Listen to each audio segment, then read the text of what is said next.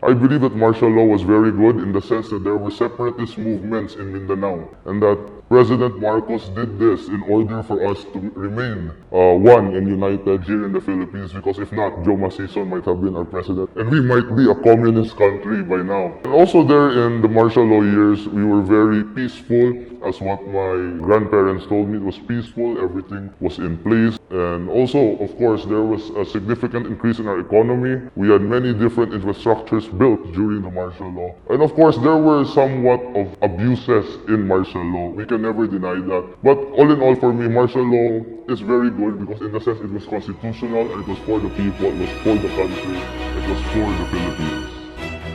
I heard that martial law in accordance with Ferdinand Jr., nicknamed Bongbong, governor of the family, possibly up to 10 billion. measured by the growing number of people who find their daily bread in the garbage dumps.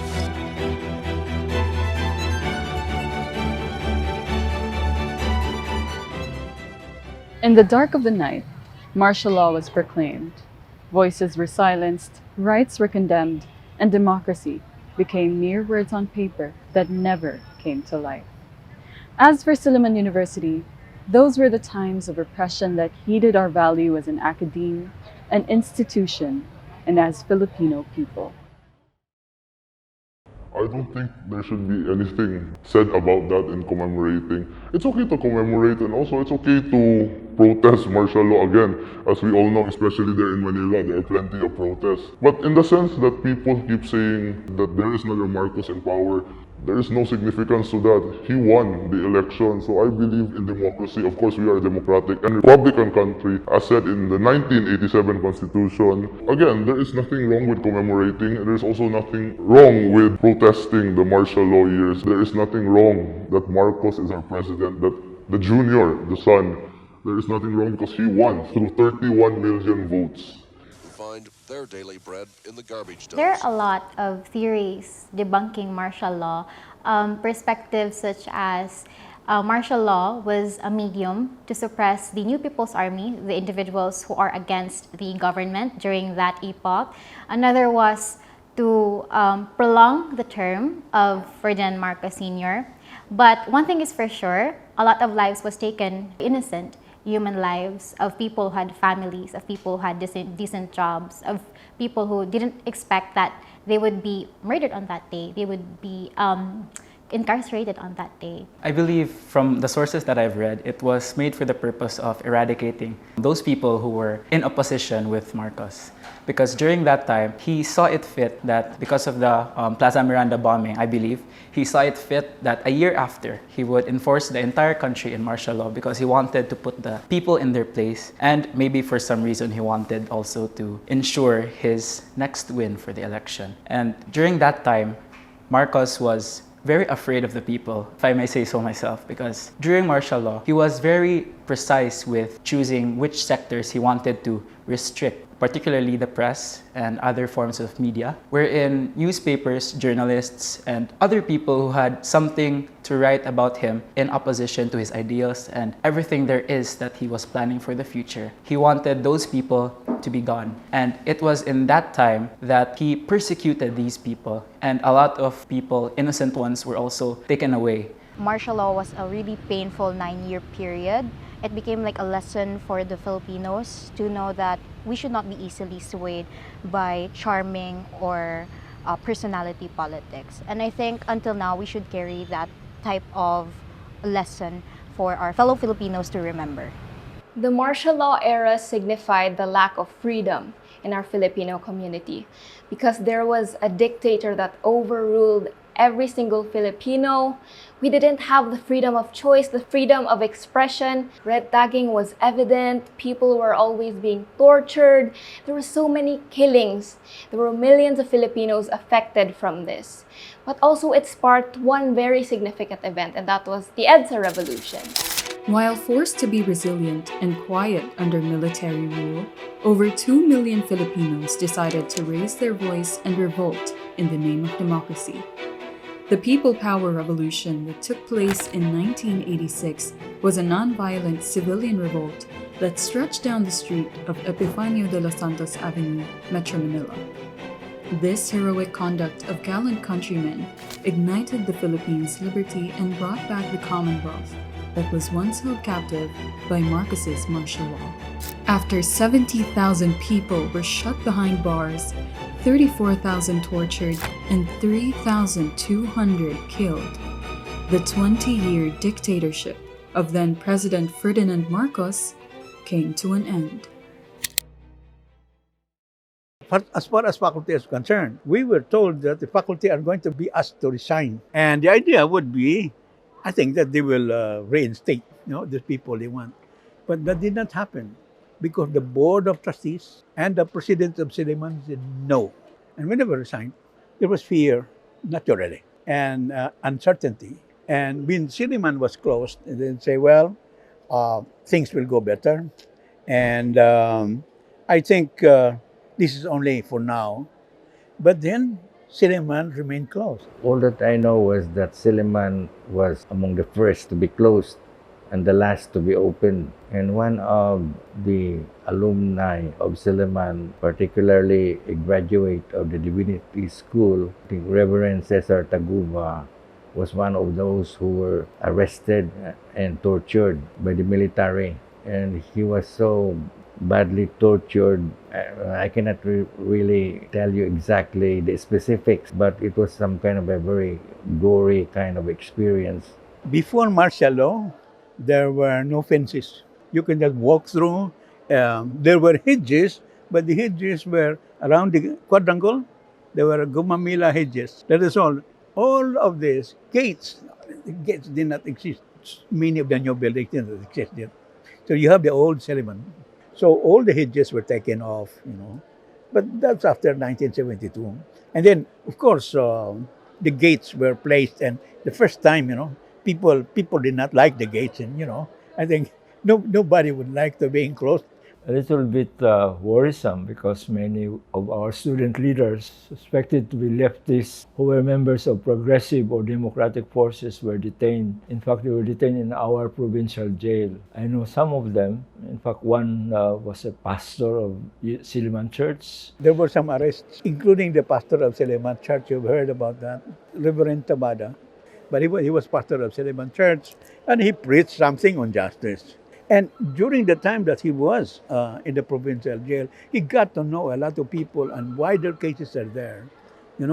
That's another way of discovering that many people have been jailed, I think, without just cause, And their trials have been long delayed. What I learned from my friends here was that the security guards helped arresting student leaders. They were very active in arresting student leaders who were supposed to be known to be leftists or members of progressive organizations. Many of them were detained in our own provincial jail. But Silliman University wanted also to see to it that they were safe, that they were treated well. The Dean of Student Affairs, Attorney Mercedes Gomez, saw to it that they were provided with the necessary clothes, even sleeping equipment, mattresses, pillows, food. They were taken care of while in detention. Many students of Silliman also got there. Eventually, they were released. They were really nothing. Nobody was found guilty of having done anything against the state. There was a time when the Philippines were saying, well, martial law is okay, No, there's nothing. It's a mild martial law, etc. So people were asking, if that is the case, why do you still have martial law? Ferdinand Jr., nicknamed Bong Bong. The elections that led to this, we often find it easiest to blame the Filipino people, the Filipino communities, or our fellow Filipinos for bringing back this individual to this regime that the regime that he hasn't that his family hasn't been held accountable for. And as much as it's easy to blame them, and we cannot continue to blame our Filipino citizens for making that choice, and because that choice is heavily closely related to the macro impact of misinformation, disinformation, and the malintent of the crisis that Filipino people are facing today. And it's already embedded in our systems, in our educational systems, the distorting of the truth, distorting of what needs to be said. And that's why I think it's so relevant to continue celebrating when people decided to step up, because martial law will always remind us of people who continue to distort what the truth is.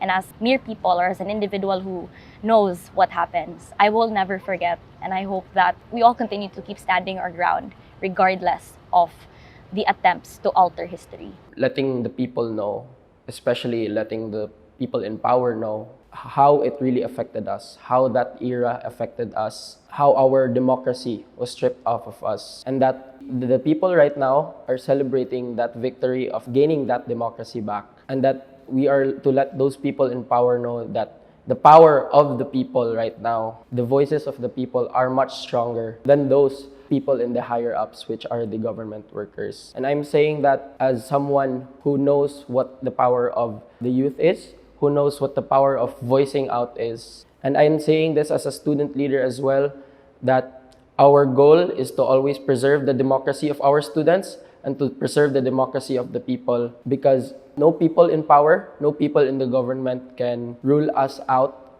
once again, because the voices of the people are much more important, and the democracy of the people is one of the highlights of our independence. Commemorating martial law today means remembering every single event that has transpired that made the Filipino population what it is today.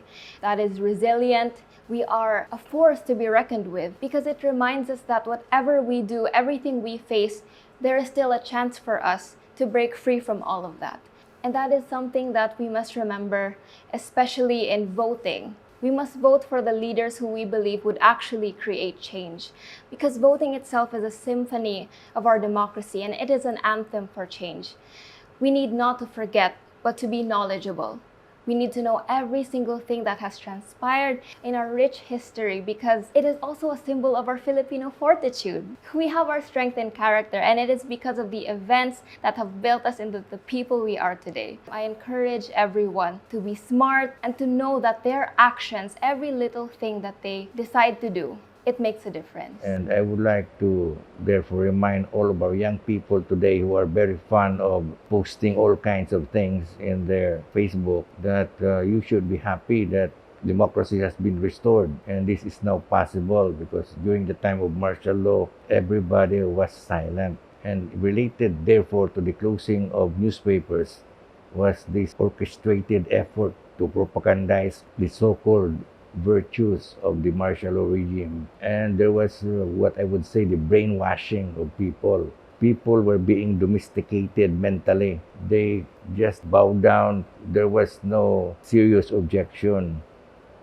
It is very important for all of us, especially the young people, to remember and to learn what martial law was all about, because right now it seems to me that there is a subtle effort to window dress or whitewash the bad things and the atrocities that happened during the martial law regime. For example, there is news about the curriculum being adjusted so that the Diktatorang Marcos will just be called Dictatoria. In short, the name of Marcos is removed to make the period more generalized rather than specific. And I also got feedback that in the public schools, there is an effort, it seems, in a subtle manner to reintroduce the one party of President Marcos Sr., which was the Kilusang Bagong Lipunan, which was the one-party system,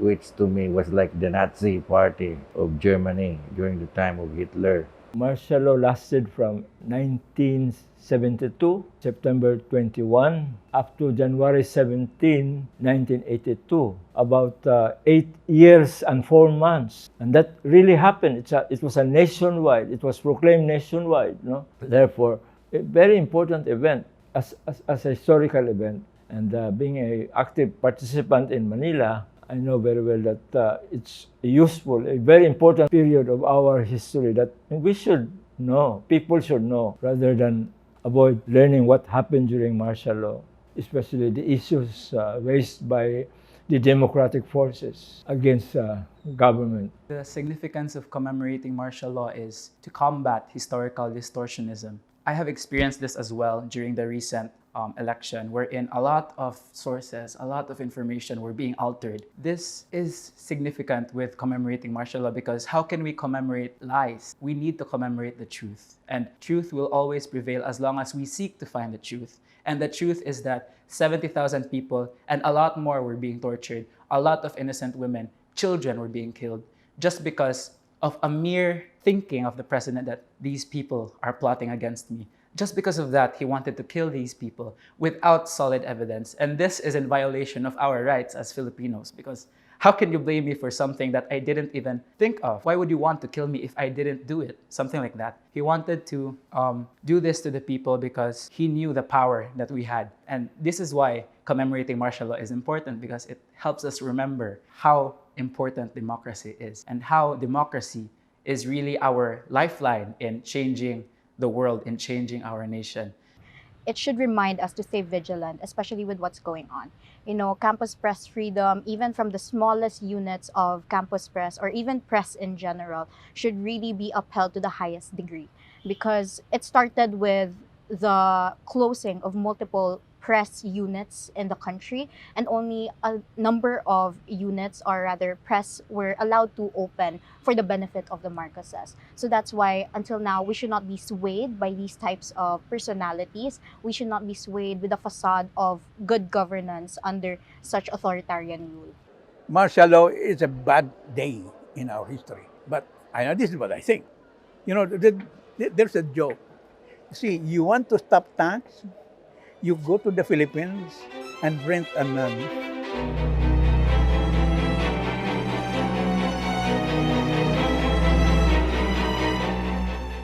Martial law spilled blood and enforced silence. But as long as this truth remains written in history, that same silence will amplify our voice. That same repression will steer our tenacity. And that same fight against tyranny will safeguard our democracy.